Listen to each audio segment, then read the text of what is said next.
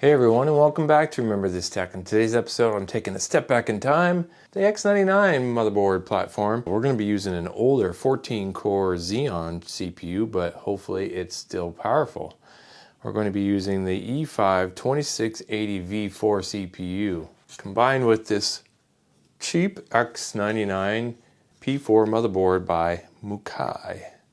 And I featured this before on the channel, but we're going to be revisiting it. The key thing is it uses DDR4. It uses slower DDR4, so maybe you can get by with snagging some old server ECC DIMMs, right?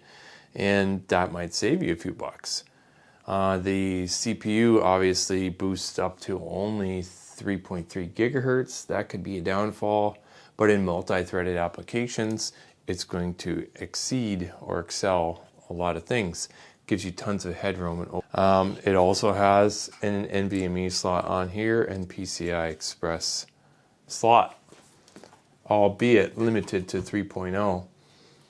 We're going to be using, it's a Thermalright Assassin King 90, and this one fits the LGA 1150 series, the 1200, and the 2011 series motherboards, and that's what we want, and that's why I'm using it. And it should be plenty beefy to cool it.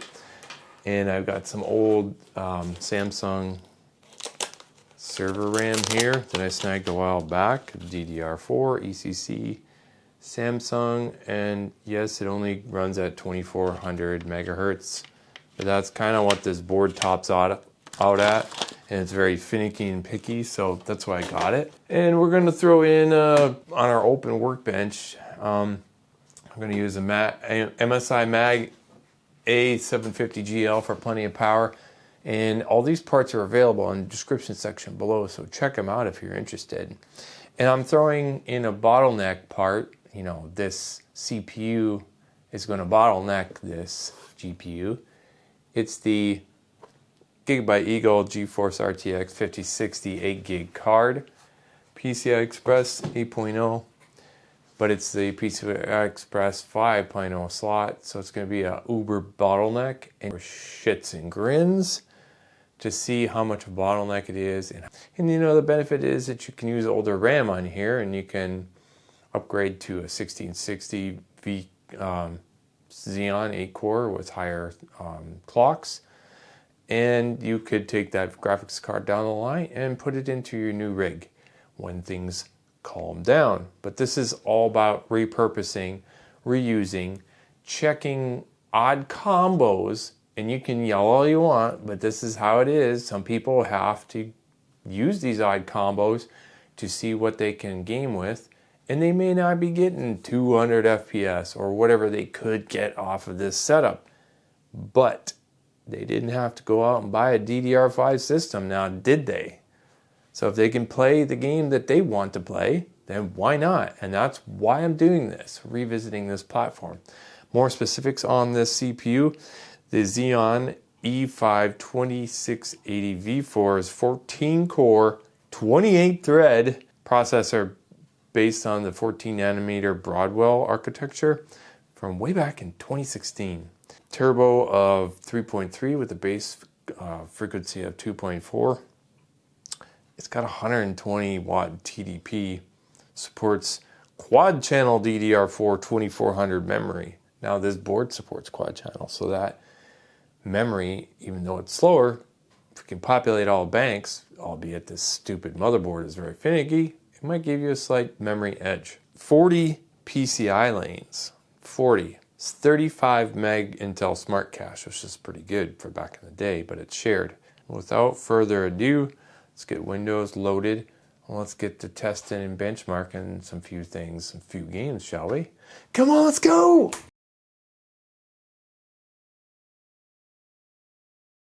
Cyberpunk at native 1440p averaged just over 60 FPS with 1% lows in the mid-40s.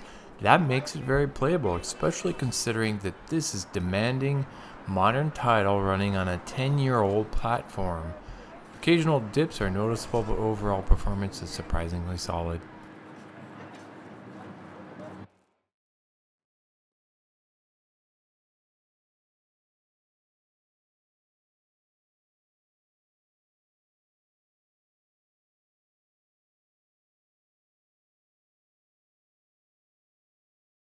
Stalker 2 shows where modern engines can stress older CPUs.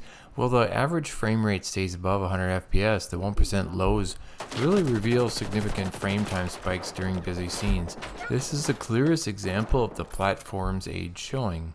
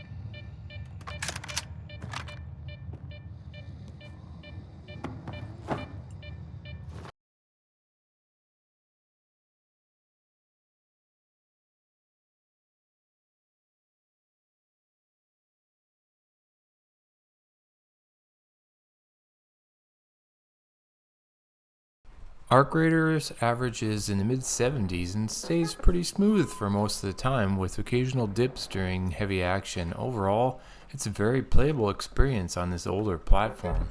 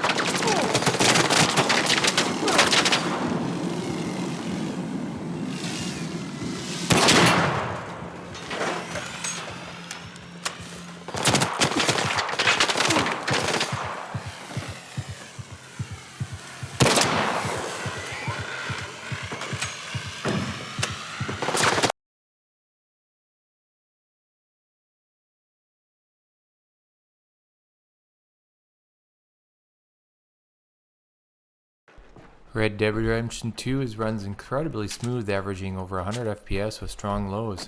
Rockstar's engine still delivers excellent frame pacing. Even at 1440p, performance remains really smooth and consistent, showing how well optimized this engine is.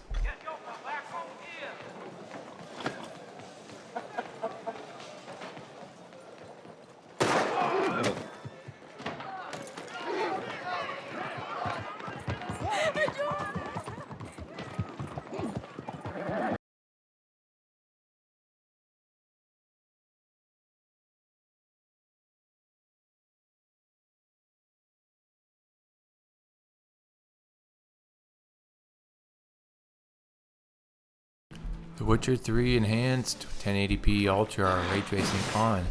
With ray tracing enabled, The Witcher 3 becomes much more demanding. While the average stays around 80 FPS, the lows reveal occasional heavy dips when ray tracing and scene complexities stack up.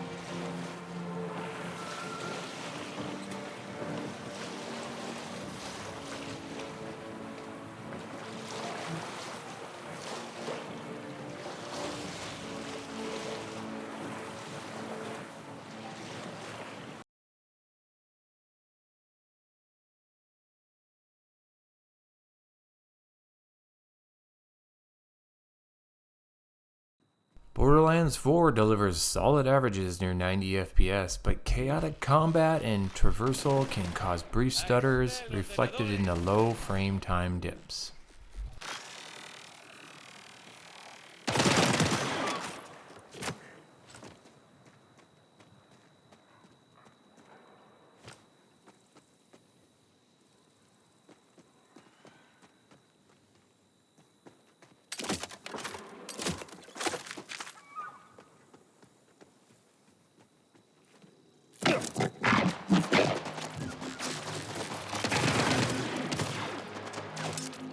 Make room for the boom!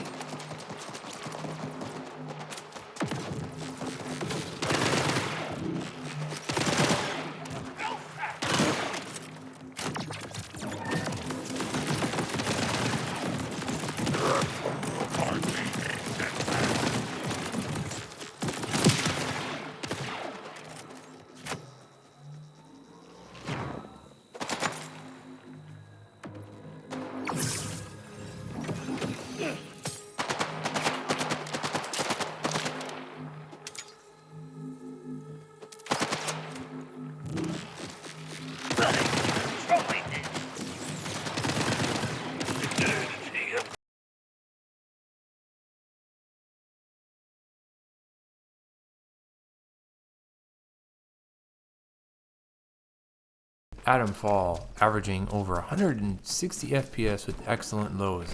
This is one of the smoothest experiences in the test.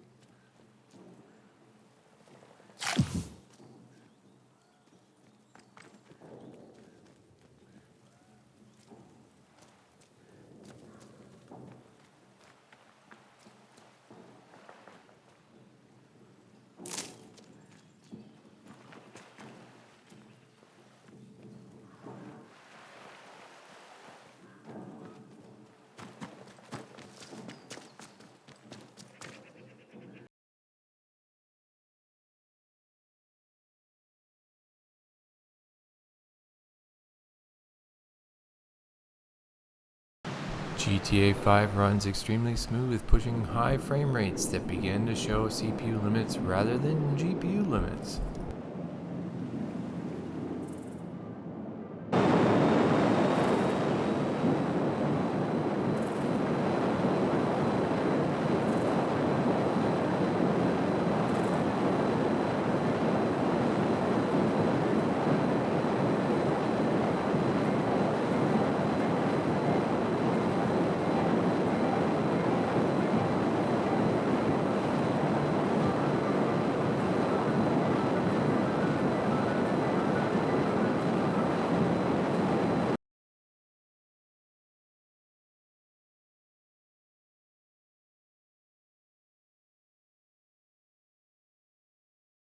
So after testing the modern RTX 5060 combined with this oddball but still capable E5-2680 V4 Xeon CPU with 14 cores and 28 threads, they released in 2016 for about $1,700. The results were honestly better than most people would expect, or at least I expected, right? Modern AAA games are still playable.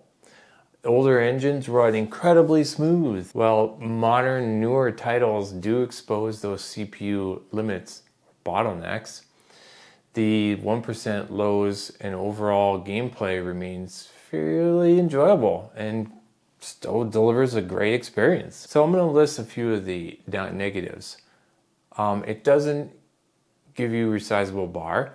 You're limited to PCI Express 3.0. You don't get PCI 4.0 or modern CPU IPC. And you'll see the occasional frame time spikes in newer engines, of course. But none of that makes this experience unplayable or unenjoyable for that fact. What this setup really proves is you don't need DDR5 or a brand new motherboard or the latest CPU to enjoy gaming in 2026. If you're building on a budget or using older hardware or just refusing to flat out pay the Ramageddon DDR5 prices, this X99 system with this higher end Xeon CPU can still deliver a solid gaming experience. Is it perfect? No. Does it bottleneck in some cases? Of course it does. Is this still a great gaming experience and platform for 2026? Absolutely. If you're looking to stretch your dollars a little bit further and you only want to buy a GPU and get by and slap that GPU in a system down the line, yes, you can do it, and we proved it can. And this is not about the maximum FPS or this or that. It's about stretching your dollar to get the most bang for the buck in these expensive times. So, thanks for watching. Remember this tech.